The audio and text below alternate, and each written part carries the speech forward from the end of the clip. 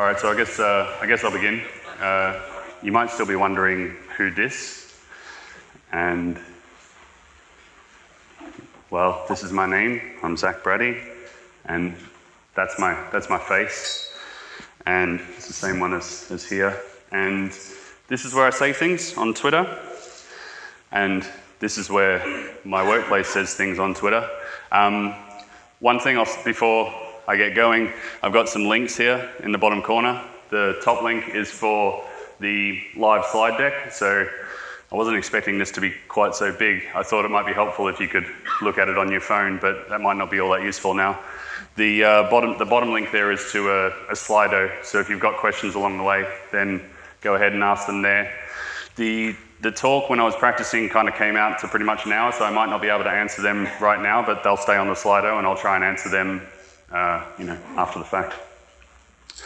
So Purdues is a little startup that basically, in a sentence, we're trying to help people save money on their mortgages, and it's probably the first place that I've worked at that I feel like we've kind of got microservices right.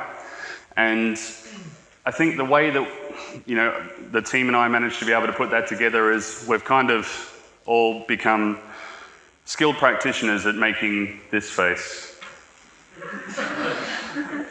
So yeah, I've made this face many times throughout the years trying to implement microservices, and well, now that we've kind of got it right at Purdues, I don't know what I'm going to do with this skill, but I suppose Halloween's just around the corner, so I can probably use it then.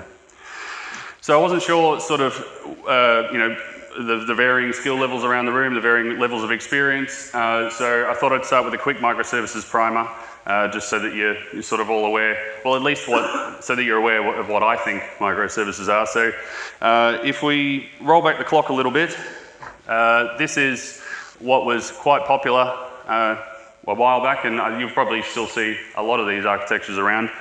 This is an n-tiered architecture, and it's now scoffed at under the term monolith. The idea was that you would have multiple layers. You'd have a front end and possibly a comms layer, a business layer, and a database layer. And the idea is that each of those layers would be independent from each other. So they would only really talk to the user interface layer would only really talk to the communications layer. And in that way, you try and keep things a little bit, sort of separated, and you're able to rip one of these layers out and put in a new layer.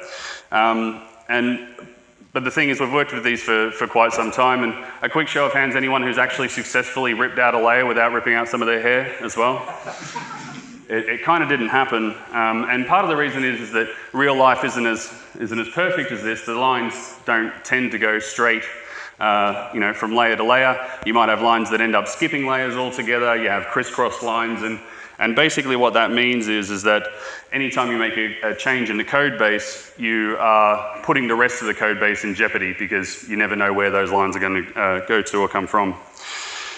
So we identified the problems of having the different layers and not really being able to swap them out, and the idea that changes risk the entire code base. And part of that problem we identified was the fact that because monoliths were all in a single code base, there was boundless opportunities for us to be able to make break down the cross-functional boundaries. So service-oriented architecture, which is kind of like this, attempted to sort of start addressing some of these issues by making individual services and breaking down the application. So in this example, we might have sort of like a shopfront service that's got orders and products and shopping cart, and then you've got a user management service there that looks after users and merchants and so forth. And in this way, we were able to sort of contain the damage that we might otherwise make from changing things within the system, because if we change something in the shop front, then the user management side sort of stays untouched. And this was better, but it wasn't the best, and we decided that splitting down things was pretty good, so why not split down all the things? So this is more of a microservices architecture of the same thing that we spoke about earlier. So the term microservices emerged in around 2005, and it was originally termed micro web services, and it was popularized in around 2011 when pioneers like Netflix and Amazon started talking about themselves doing it in a lot of conference talks. And basically, microservices is lots of little bits of functionality independent of each other. And so here you can see that rather than having an entire user's service, we've got the users and then the merchants all in their own little boxes, and here we've got like business logic and a communications layer in a single service, and in that way we can change the user's interface with the front end without having to worry about impacting the data side of things. And in Kudu, we've actually kind of gone crazy on this. Like our boxes don't have two things in it. We've got, each of these would be an individual box. So we've got things like gateways whose sole responsibility is to take a HTTP call and turn it into an internal message that our internal services can understand, and that's their sole purpose. We've got things like curators that grab data from a database, grab a set of data, and then decorate it with other pieces of data and curate a group of results. And that's their sole purpose of living. So there's lots of reasons why microservices, I should say as well, you can see that the user interface is still an individual layer there. And I have heard of micro front ends, but I think the reality of a lot of microservices systems at the moment are that they are still monorepos on the front, so don't at me. So there's lots of opinions online about why microservices are good, and I'll leave you to go and have a look at those. They're probably a lot more well-formed than mine, but you didn't really come here for me to teach you about microservices. I'm sure you really wanted to see what a train wreck my career has been thus far with microservices. So let's get started talking about the ways that I've ham-fisted the most elegant architecture known to the human race. So I'm going to tell you about the mistakes that I've made through a number of different stories that have happened to me throughout my career. And so I'm going to start with this one, where I once worked for a smaller company, and they were fairly successful, and they gained their success by building software fast and then selling it. And their dev team was trying to wrangle a code base that was quickly turning into a ball of mud. And so I insisted that we should do microservices, and you might be wondering why I would choose to do microservices in that environment. And basically, the speed at which they were trying to deliver their software meant that taking on tech debt was inevitable for them. And they needed an architecture that would be able to change fast without jeopardizing the rest of the software. And so, and also the company was established enough that they knew they would be around long enough to reap the benefits that microservices would give them. But they still weren't convinced, so I took it upon myself to gain the knowledge that I needed to be able to perhaps do this for them.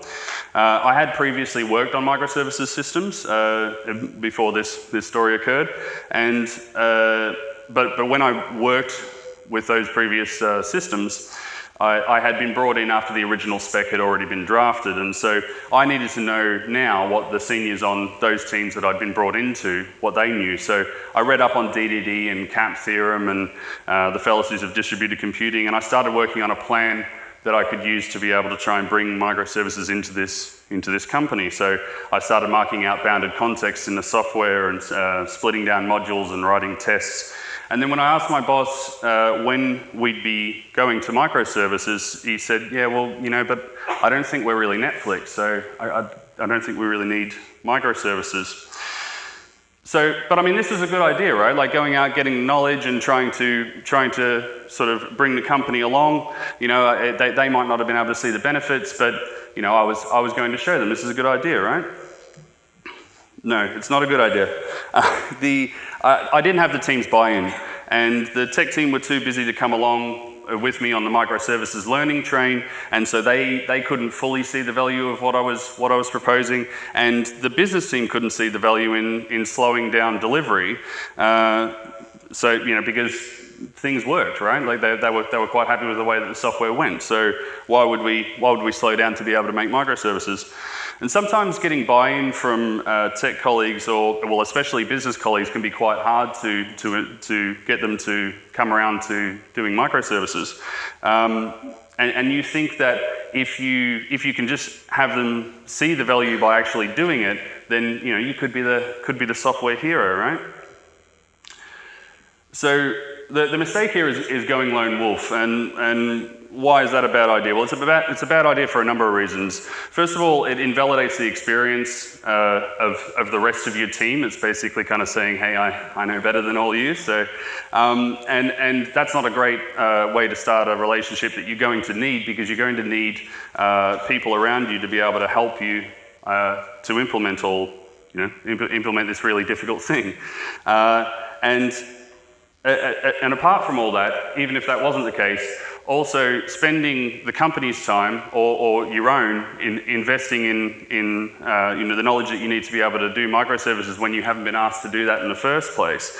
I mean, at best it's going to waste the company's time. At worst it's going to waste your own. And there's a whole sort of ethical thing going on as well, where if a company hasn't asked for microservices and you're spending their time to be able to try and learn how to implement them, then there's definitely ethical issues there as well. So the bottom line here is that you can't do this alone. So working at Kudu made me realize that in order to be able to succeed at microservices, you really need a team with you. You need them to be able to help share the load and keep you motivated, and for all of you to be able to go deep in your own technical areas. And the team includes the business as well. You need the business to come along with you, because they also need to spend a little bit of time learning and understanding that they aren't selling your grandma's software anymore. Like this is a different type of application, and certain things might become easier and certain things might become more difficult. And so the experience they've had selling software beforehand, before a microservices system, is going to be very different. So what can you do to avoid this mistake? Well, you can be in the right team. If you're lucky enough to already be there, that's great. Because you need, and you do need to be in the right team, because you need the right attitude and skills and focus on collaboration and success to be able to do this. And if you don't currently have that team, you can try and build it. You can do that by fostering interest in the spirit of collaboration, by sharing articles and videos with your colleagues, or maybe doing things together like hackathons to try and get everyone excited about the prospect of implementing microservices.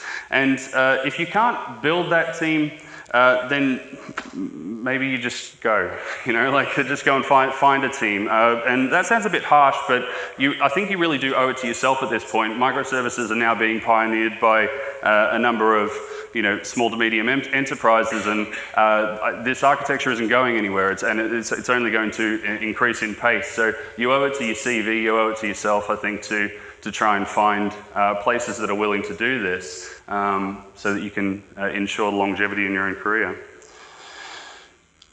So another story here, I was working at a company that had a 20-year-old legacy application, and lots of blood and sweat and experience had gone into this application. However, it had accumulated a lot of tech debt over the years, and I was put into a team that was set to revolutionize the application, and we were given free rein to implement anything that we wanted. So, we were told, just go out there and make the best, most modern solution you can, and money and resource is really no object.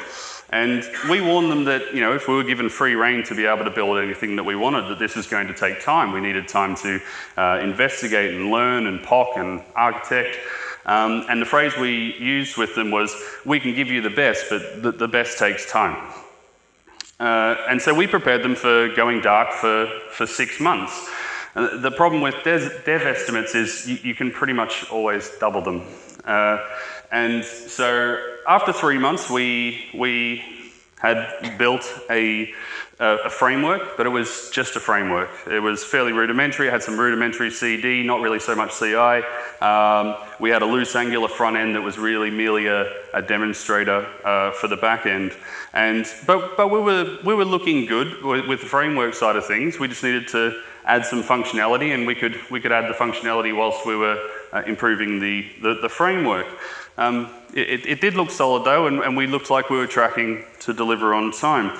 But then at 6 months we had the smallest MVP you can imagine up and running. The framework was practically perfect in every way. but the functionality maybe not so much. It didn't exactly get the gasps of approval that we had wanted, and it instead just kind of got a lot of, why is this taking so long? I kept in touch with colleagues after I'd left that workplace, and I heard that the project had been canned after about 18 months. And what had been canned was an excellent microservices framework with comparably none of the functionality from the original application. But surely the functionality was just around the corner, right? Like, we'd just put 18 months of hard work and effort into building this framework, and there was some functionality, and the capabilities were surely just around the corner. You know, maybe if they let them go for another 6 months, then, you know, they would have had something really interesting. I don't think they would have. The thing is the mistake here is going dark. And, you know, as we said in the primer, the microservices primer, the microservices are fairly new, and they were more so back when this story occurred.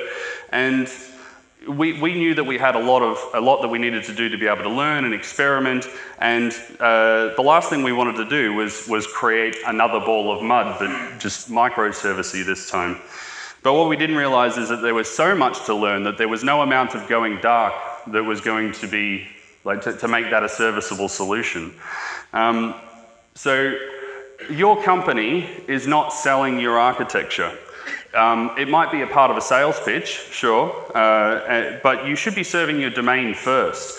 And on top of that, going dark for a long time is a great way to not live up to your own hype, because you end up delivering it, and then it's a bit not really all that wow. And even if that wasn't true, there's not really any amount of going dark that's going to get you ready for putting functionality onto a microservices system. It's like having a baby, you know, like people say, oh, when am I going to be ready to have kids and all that kind of stuff. You're never going to be ready. You just got to get started, you know what I mean? And furthermore, you should really be challenging yourself to try and get, to try and deliver software, right? Leonard Bernstein says to achieve great things, you need two things, a plan and not quite enough time. And you understand this concept, right? Because you've been begging your product people for years at this point to understand the concept of an MVP. And you really need to turn that lens back on yourself and look for your MVTP, your minimum viable technical platform. You know what a perfect microservices system looks like. You know, you've imagined this, maybe you've even sketched it out. But do you know what a good one looks like? It doesn't have to be perfect, just reel it back a little bit, and what does a good one look like? And if you can start there with a set of strong core capabilities that you can invest time into, you know, maybe you focus on CI/CD, maybe that's important to you, or maybe observability is far more important. And then for the rest of the things that you know need to happen around a microservices system, just phone it in. Like, you don't need to implement the everything all at once right from the beginning. If you deliver a V1 that maybe doesn't have a certain piece of functionality in it that you would really hope would be there, you can do that in V2. So the bottom line here is you've got to build something. Make sure your first iteration is the first step towards your technical dreams but it also needs to deliver on something functionally. So, and delivering all that, delivering on your technical dream as well as delivering something functional, it sounds like a lot, and it is. So you have to keep it small, both on the MVP and on the technical side of things. So, yeah, not unlike your MVP, your MVTP needs to deliver on part of the dream that can be iterated on. So if you're brownfield, maybe you build yourself an anti-corruption layer and you pick off a small piece of functionality that's on the periphery of your system, and you start building that in a real microservices sort of way. And if you're greenfield, then maybe you go and try and find the piece of functionality that's going to give the most impact for the application itself, the thing that the business people are going to really wow over, and you also pick something that you think is going to have a deep impact from a technical point of view. And once you've done this, you won't be Netflix yet, but you will be closer. And so, how do I avoid this problem? as I take a sip. I try and filter each piece of work that I do through both the technical and business value that it provides. And what I try and find is again, the thing that provides the biggest boon in both of those areas. And here's a tip, that's not always just the technical side of things. Like sometimes being able to implement a piece of functionality in the architecture can really help to define the architecture itself. So pushing forward on functionality can actually give you some really good benefits in terms of being able to define what the architecture is supposed to look like and how it gives the biggest benefit. And finally, I've become okay with delivering a V1. It's never everything that I wanted it to be, but I know that the next version is going to be closer. And if I implement a sort of extreme version of the Boy Scout principle where, you know, I'm constantly trying to iterate and constantly trying to make things better, and I don't think I'll do that tomorrow, then I know that I can always be sort of tracking on trying to get to that technical perfection that I'm searching for. So the next, it was actually a set of two stories, but they kind of had the same root cause, the same mistake. The first, I was working on a brownfield project, and we had made an anti-corruption layer, but the anti-corruption layer, the piece of functionality that we pulled out to put on the other side of the anti-corruption layer was quite a large piece of functionality, and so it needed to bring along with it, you know, quite a lot of extra stuff, and so it felt kind of natural to be able to make the microservices around the bounded context. So what we ended up with was we wanted to make a few actually quite big services. It might have almost been more of a service-oriented architecture than a microservices architecture, but we were calling it microservices, so then it was.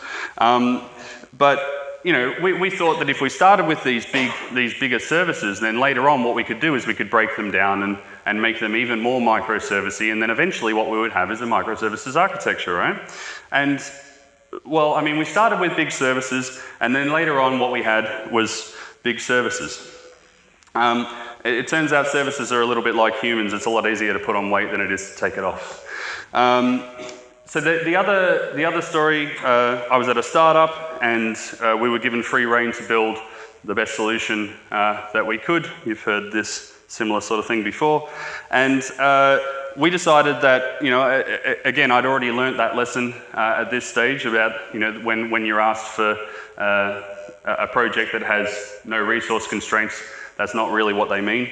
And so we decided that building a full microservices setup was probably not the right thing for us to do, and the more pragmatic thing for us to do was to build something that stepped towards microservices but wasn't microservices itself. So we thought what we'd do is we'd build a monolith that was event-driven through CQRS, and in that way we would almost be forced into using good DDD principles, making sure that bounded contexts were there and so forth. And then once we had the time to be able to come back and refactor this, then what we would have is you know, bounded context that we could sort of cut around the outline and turn into microservices. And because we already had the event-driven CQRS in there, they would already be able to handle asynchronicity and all this kind of stuff, and then we'd have microservices. We never did get time to go back and refactor that, and we basically just had to watch this monolith grow and grow because functionality needed to be delivered. And eventually what we had was all the downsides of microservices, like asynchronous communication that's really difficult to deal with, and you know, dealing with CAP theorem and the fallacies of distributed computing. And we had all the problems of a monolith, like all or nothing deployments and long build times and all the rest of it. But in both these stories you might be thinking, well, the problem here is surely that we just didn't get the time to go back and refactor, and that it is actually a pretty pragmatic decision for us to have said, well, let's not start with microservices because they're really difficult, so we'll start with something a little bit easier. But, I mean, yeah, no. The mistake here is building a halfway house, and you might wonder why building a halfway house is bad, and it's because, in my experience, building a halfway house is the fastest route to building a distributed monolith. And that's the worst possible situation that you can be in when you're trying to build a microservices system.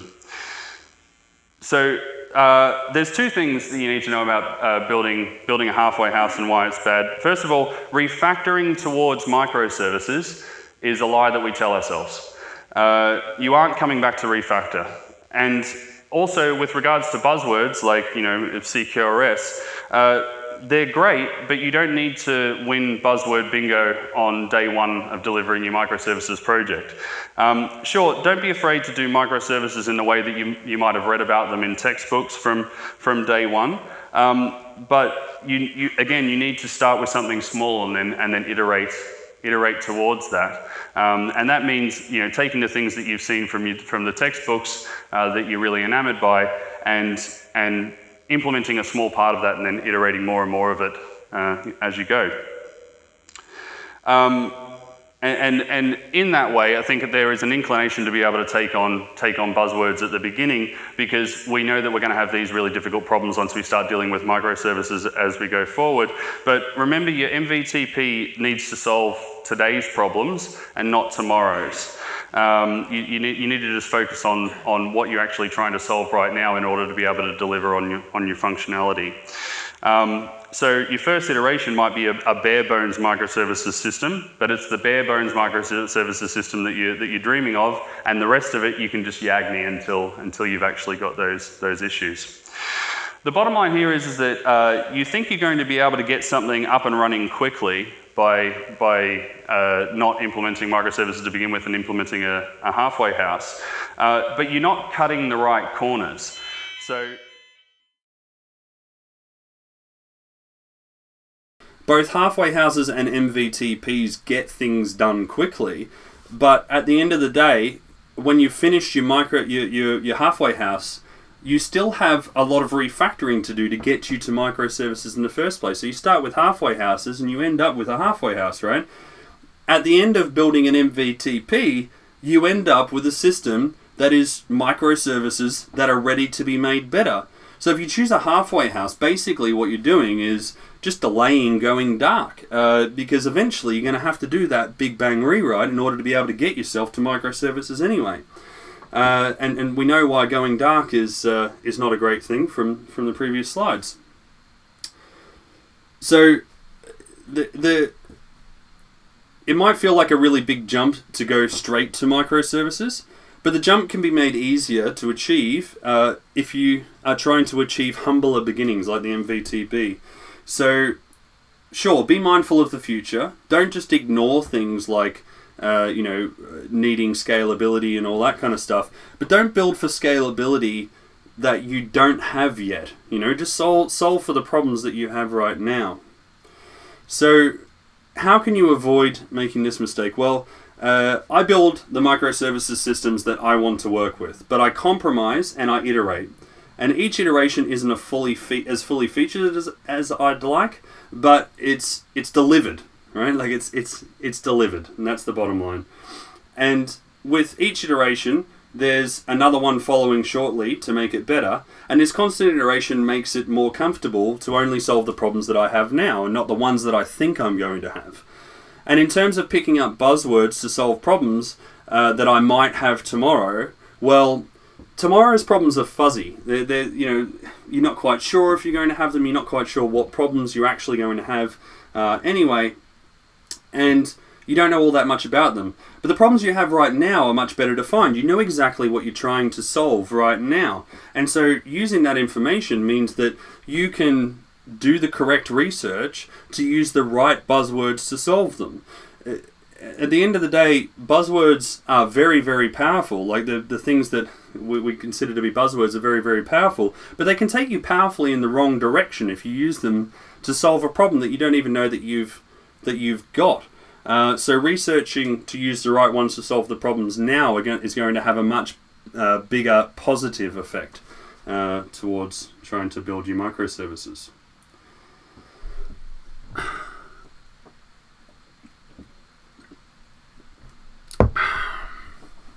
Right, so on two separate occasions I've been part of a team that has hand-rolled event-based CQRS systems. I mean, shame on me, right? Like, I've done this twice. And on one of those occasions, we made the system that was right out of Greg Young's playbook, right? This was in Greg Young's dreams, I'm sure. And with most frameworks, most CQRS frameworks that you might pull off the shelf, so to speak, pull off the open source shelf, you've got a lot of support to be able to put plugins in to be able to support subsystems like testing frameworks and monitoring plugins and stuff like that. But in our framework that we were building from scratch, well, we hadn't quite built that plugin part yet, right? So we had to hand roll a whole heap of those CQRS subsystems.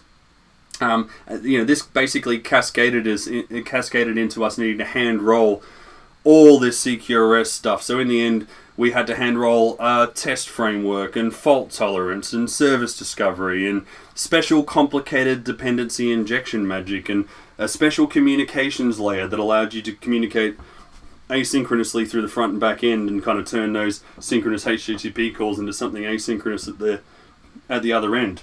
And we might just have been able to cope with all this, but then we realized we'd spent so much time building this framework that we hadn't considered deployment or hosting or encryption or BI and data visualization, automated testing other than unit tests, obviously, and like monitoring and security, all these things. They were all jobs of the development team at this company because we were tech guys, right? Like, we knew about tech. And so we had to learn fast, and we did the best that we could. But really, it turned out how you'd expect. All that frantic learning and building kind of turned into a frantic solution. But, you might think, well, developers are amazing at tech, and things like SRE can definitely be within the remit of a developer. It's like, it's a full-stack developer, right? We take care of all this stuff.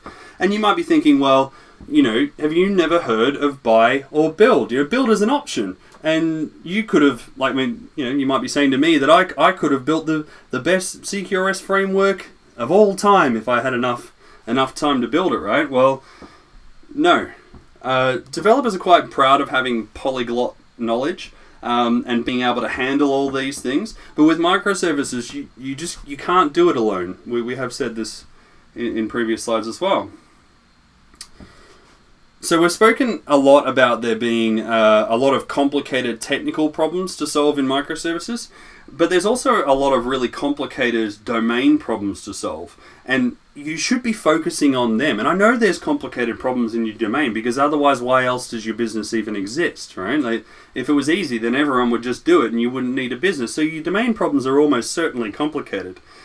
But, don't kid yourself. Even if they were easy, there's so many problems to solve in microservices that attempting to do it yourself is just a fool's errand. You just don't have the time to be able to solve the problems that frameworks solve better than the frameworks that are out there. Those frameworks are generally built by a collection of developers who invest a lot of time focusing on that one single problem. And so how are you ever going to be able to keep up with all the collective knowledge that gets poured into those frameworks? And that's just the coding side. What about the different disciplines that I was talking about, having SRE and so forth? The same goes there. When you consider taking up work from different disciplines, it's quite difficult to justify. As a dev, you probably can do a number of SRE related type tasks, right? But you can't hope to do it as good as an SRE engineer whose whole focus is on that, like sort of all day, every day. So the bottom line is that any time that you spend solving problems that are outside of your application's domain, there is a chance that could be considered inefficient. Sure, you're going to have to spend some time solving some of these microservices problems, but your focus needs to be on solving your domain problems. And so, as much as you can, not having to solve those complicated microservices problems is allowing you to do more of what you should be doing. So, if you find a framework that does a certain thing that you want it to be able to do, but it can't do everything, it can only do like 80% of what you want it to do, that 20% is not your invitation to rewrite 100% of that framework. And also, as a dev, you just aren't going to be able to keep up with a specialist. You need to sort of grok that, because even if you do try and take over some of the roles of those specialists, you're most likely going to take twice as long as someone whose main focus is doing that task. But also it's double bubble, because you're going to lose productivity on your main task in solving those domain problems. So a lot of our success at Kudu is owing to having people who specialize in each of these areas. So we have DevOps, automated QA engineers, data engineers. And so if you want to do microservices, you really do stand a much higher chance of success if you have a person sweating about each of these individual areas all day, every day. And when it comes to solving development problems which are specific to microservices, which are like solving technical problems, there are so many problems out there to solve in distributed systems, and so many people already solving it, that in my humble opinion, frameworks and libraries should be chosen carefully but used liberally, in order for you to be able to focus on what you should be focusing on. So the next story happened a couple of times. We could basically, when we went to go begin working with microservices, we realized that there was lots of different problems that we needed to solve. So we needed to solve stuff like async communication and versioning of contracts and monitoring. And so when we sat down to start looking at how to do a microservices system, we decided we'd pick one of those problems and focus on trying to solve that first. So a number of times we decided that async communication was the thing that we needed to solve. We knew that asynchronous communication in microservices unlocks a lot of the benefits of a modern microservice framework, and we knew that this problem was a hard one to solve. So why not solve it first at the beginning of the project, in order to be able, because I mean it's a little bit less stressful at the start of the project, right? So we'd have time to be able to focus on it. We inevitably took a really long time to work out how to solve most effectively that async communication problem. In fact, we took too long. We ended up needing to start simultaneously solving other problems because we were just taking so long. So we figured, we'll take on the versioning of contracts. Let's do that at the same time. But then that also took too long, and so now we had to pile on a whole heap of other things because the business was starting to get nervous about the speed of delivery. And then, we were out of time, so the functionality had to go out. So we still hadn't really solved that async problem, and we're kind of half done with monitoring and versioning. We just decided was way too difficult. We didn't bother doing that at all. And then, oh my God, we forgot to even think about deployment. So just slap something together because we have to deploy now. But what we did was right, I would have thought. We just ran out of time. That's not really our fault, right? An efficient async communication between services is a huge part of microservices. I mean, why even bother if we can't solve that problem, right? Like, we needed to solve these complicated problems, am I right? Nope. So you've heard that Rome wasn't built in a day, and that's true of microservices too. You won't be able to get it all working at once. This has been, you may have noticed, a recurring theme here, but Rome also probably didn't start with a palace. Like, you probably started with a town or a village that had like taverns and, at most maybe a library or something like that if it was a really rich village or something. But the point is that we didn't start with a sweet palace. We built everything up, slowly over time. Next. So your intuition might tell you to solve the hard problems first, but the reality is that those problems are time sinks if you try and solve them all at once. And for a lot of them, they might not even be valuable for you to solve right up front. Maybe, you can leave them for now. It's kind of like, people try and solve these really difficult problems. It's like someone who thinks, I want to make my car go really fast, so they go to the F1 track, and they're the Formula One, and they see someone in the pits, and they see them waxing the car, and then they go home and they think, yeah, that's how I'm going to make my car go fast. I'm going to wax the car like the F1 cars do. And it's you go home and wax your Honda Civic, it ain't getting any faster, you know what I mean? And people kind of do the same sort of thing they look at these net Amify book sort of companies, and yeah, sure, they use things like asynchronous communication and CQRS because their systems are so big that they couldn't operate without them. And you don't have that scale yet. And solving your domain problems first is far more important than trying to solve for scale that you don't have.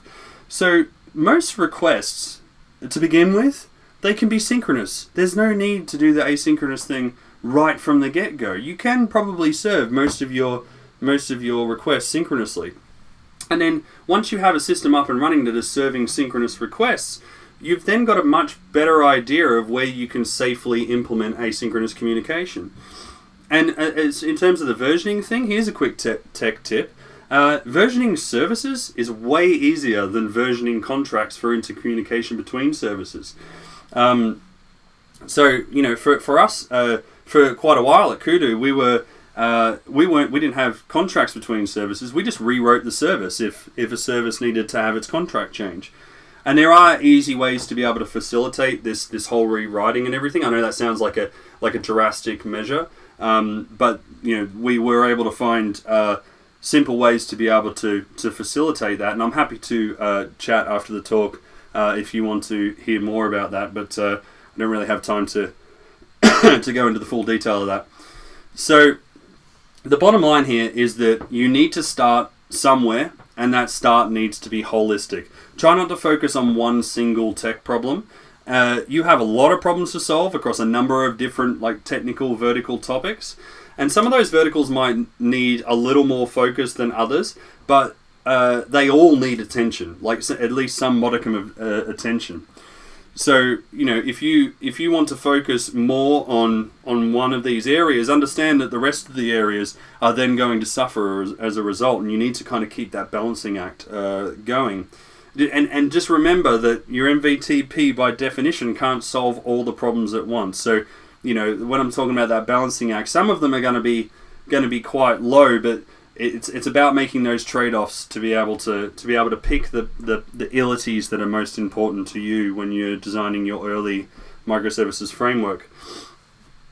So how do you avoid this mistake? Well, I find that it helps to frame everything that I do by asking myself the question, you know, when I'm writing something, how does this help me to solve a domain problem? So solving asynchronous communication probably doesn't solve a domain problem. A solution that is synchronous and is able to be deployed and can have users go through it securely and monitoring in place and etc. That's what I need to be building. And iterating can feel bad because it feels like you're not delivering what you really want to. But something we do at Kudu also, I mean, I've spoken about this iterating thing a few times, so let me come at it from a different angle. One thing that we do at Kudu is we for each piece of architecture that we design a realistic, which can be delivered, like a realistic architecture that we would be able to deliver in the amount of time that we want to be able to deliver it in. And we also design like an optimistic, like a thing that gloves are off. We've got infinite time, infinite resource. What exactly do we want to build? And by doing that, by having both of those, it means that if we start with that like optimistic model and then work towards the realistic, we know that we're cutting the corners that we should be cutting in order to be able to deliver, and we know which corners are safe to cut, so that if we remove X and Y piece of functionality or, you know, piece of tech out of our realistic design, we know that we need to leave placeholders in there to be able to get back to X and Y so that we can get to our ideal solution. And so in that way, we always maintain a handle on reality whilst also sort of shooting for the stars. And those problems that we cut out, they aren't just shelved. We do go back and try and iterate towards them. So again, the next couple of stories have the same root problem. And so I'll tell them at the same time. One example is where I noticed that a couple of services had exactly the same functionality in them. And so did I copy paste that code into each of the services like an animal? Heck no, I dried that stuff up, right, into a client library, which I then took a dependency on in each service. The only problem was now that every time I made a change to the client library, it also required that I'd change every service that took a dependency on that client library to update the dependency. A different example, but the same problem, happened when I was at Purdues, actually. We started thinking really deeply about our domain and our architecture, and we took some time to try and find some patterns that were out there for microservices architecture that fit us right. But we found that a lot of the more established microservices patterns that were out there were made by big co, and so quite a lot of them were suited to architectures that were orders of magnitude bigger than ours, and there was not so many patterns out there that were servicing the sort of like small company architecture that we had. And so we started to realize that, patterns are just made up by people, right? Like, I know they feel out of reach to the common human to be able to make up these patterns, but we can make some up ourselves, right? And so once we'd put the effort into making these patterns up, we were really keen to use them, and we wanted to use them every chance we could see. Pragmatically, obviously, but we did want to try and use them as often as we could. But we found that some of our patterns, they just didn't seem as malleable as we would like at V1. But you think about both these stories, but dry is the best, right? Like dry up all the things. And if you go to the trouble of making patterns, then sure, I'll use them as much as I can, right? Nope. Sure, we've all got experience and we've all solved tough problems. You've probably learned an incredible amount about solving some of these problems. But the thing is that you don't have the specific experience of solving these specific problems, the ones that microservices bring up. So, as I say, you've spent your career collecting tried and true paradigms and testing them out and watching them work. But you'll find when you start working with microservices that many of the truths that you hold about development, they kind of only really fit monolithic development. For instance, I've found that for the most part, dry is a lie in microservices architecture.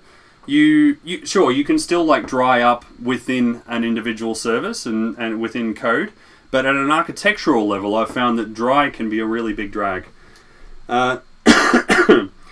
Excuse me. And it's super hard to let go of these like super ingrained home truths. But the simple truth is that if you don't, then you're going to have a bad time. Making patterns at Purdues was what really helped me to realize that my experience didn't count for as much as I thought it did.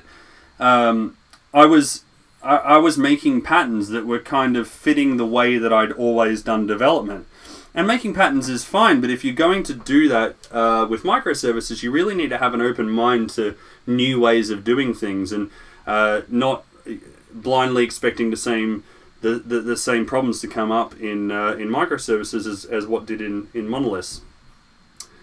So microservices are new, and they have those new problems. And if you open your mind, like I've suggested there, you may just invent the new hottest pattern out there for microservices. But just remember, when your new hottest pattern goes viral, it's probably not going to be V1, right? Like you're going to have to iterate on that. And I kind of didn't see that early doors when I was making patterns. I was just so impressed with myself for being able to come up with the patterns in the first place that I was ready to use V1s forever, ride or die for my V1s. So the bottom line here is that your experience and intuition is going to help accelerate you towards the solutions to the problems that you have in microservices systems, but it can't be used as a cookie cutter. Your current experience and intuition is kind of like a triangle, right? But you need a square. And you can make a square out of a triangle, sure. Like, you're kind of already halfway there, but new problems need new solutions, and so you need to find a way to turn your triangle into a square. So how can you avoid this mistake? Well, I stay humble, I stay curious, I try my best to never consider a problem solved. I always assume that when I solve a problem, I could probably have solved it better. And that might sound like I spend a lot of time polishing silver and not really getting any work done. But what I really mean is that if there's a problem in the system that I've built, I never assume that there is a part of the system that is beyond reproach in order to find the cause of that problem. And that goes for both technologies and patterns and practices. In terms of measuring value of any of these things within Kudu, we only ever value a pattern or a technology by the value that it provides to the system right now, the current system.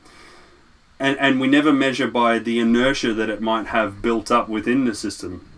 Just because one tool or technique has served us well for a long time doesn't necessarily mean that it's the right choice for the system that we have right now.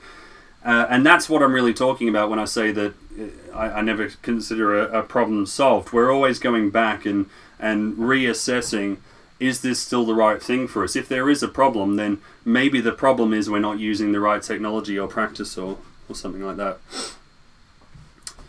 So now, you've obviously come here to, I mean, you didn't want just like a dragged out version of all these mistakes and stuff. I'm sure that you probably came to try and have me boil down the experience that I gained from all these mistakes into some consumable pieces of knowledge that you can take away to make yourself amazing at microservices, and I have done that for you. I won't disappoint. I boiled it down to 2 main points, and these are things that you can burn into your brain and take away and be amazing at microservices. So here's the first one. Failing at microservices is easy. So recently, microservices have been a buzzword that's been landing on the right desks, and the benefit of microservices is starting to get noticed by the right people, and we can all see the benefits of microservices happening right in our pockets every day. And we're watching places like Netflix and Spotify, watching them unlock their true potential with the help of microservices. And so bosses are now starting to get noticed. They're starting to notice themselves getting A/B tested on their Netflix account. And so we're finally starting to get, when we're asking the question, can we do microservices, we're finally starting to get the answer that we wanted, which is, yeah, fine, let's get started.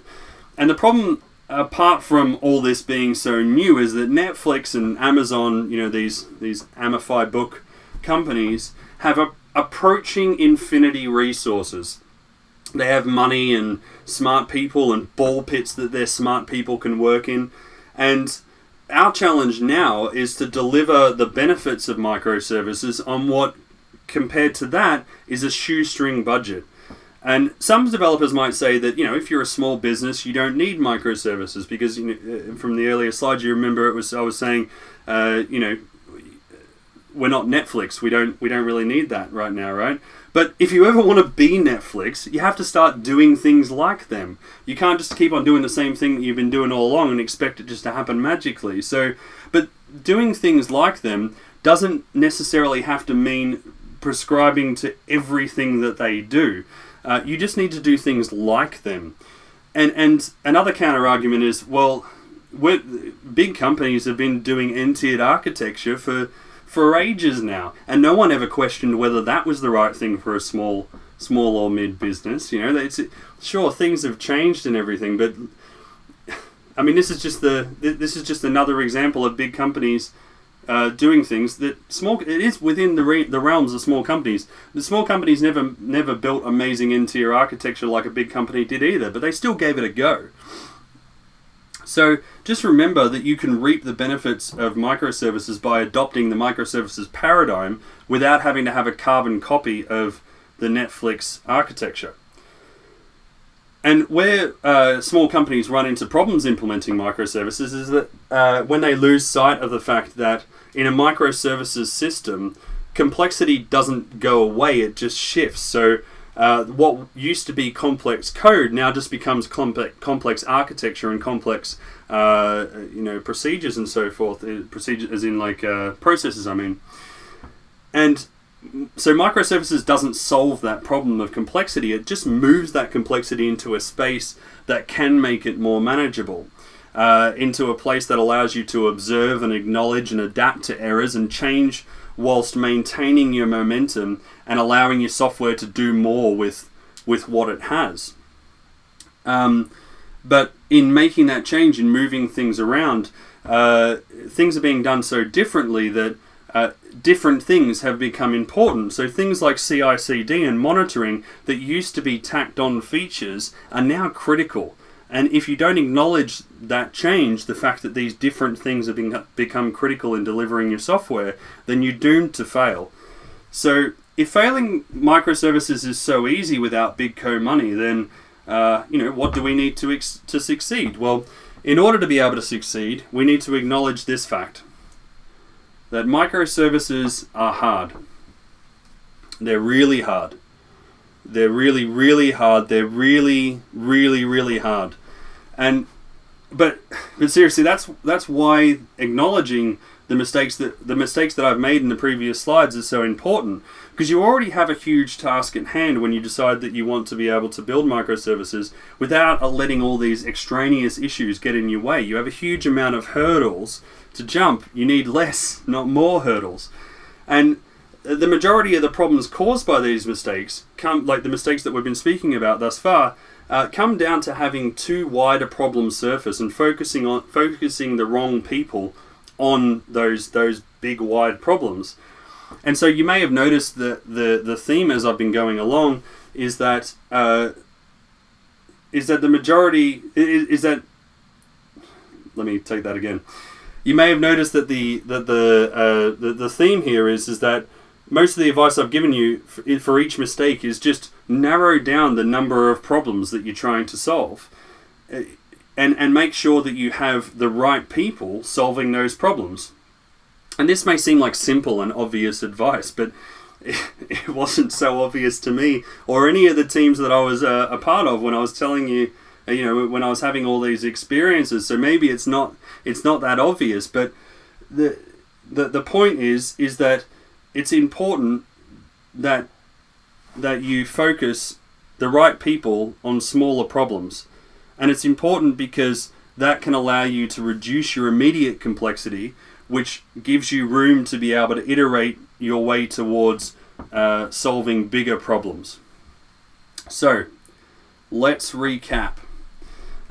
Here's the mistakes that I've made and why you should not do them. So, don't be a lone wolf. Microservices are hard. You can't do it alone. You have to take a good team with you. Don't go dark. Microservices are hard. You aren't going to finish your dark period in a reasonable time. So you have to find a way to release often and iterate towards your solution, because there is no finishing going dark. Don't build a halfway house. Microservices are hard, yes, but don't be a scaredy cat. Find the technologies that are going to solve your problem, the problems that you have right now, and then use those technologies. If you don't start with microservices, you won't end with them either. But don't try and wear all the capes. Microservices are hard. If your company can do it, then make sure that you have people whose job it is to focus on specialized areas of the system, and try to reduce the amount of time spent solving problems outside your domain, like making bespoke CQRS frameworks, for instance. Research and use the best frameworks that you can find to solve the problems that you have. Don't start your Rome with a palace. Microservices are hard, but again, you won't solve all the problems at once, and you especially won't if you get stuck trying to jump the first hurdle. So try and get a small but completed solution together and iterate from there. And accept the fact that whilst you're a code wizard, you are a microservices apprentice, because microservices are hard. You're good. By all accounts, you're probably really good, but stay humble, look for truth, and don't convince yourself that you got it right in version 1. So, this has been my talk. My name is Zac Braddy. There is my Twitter. There is my works Twitter.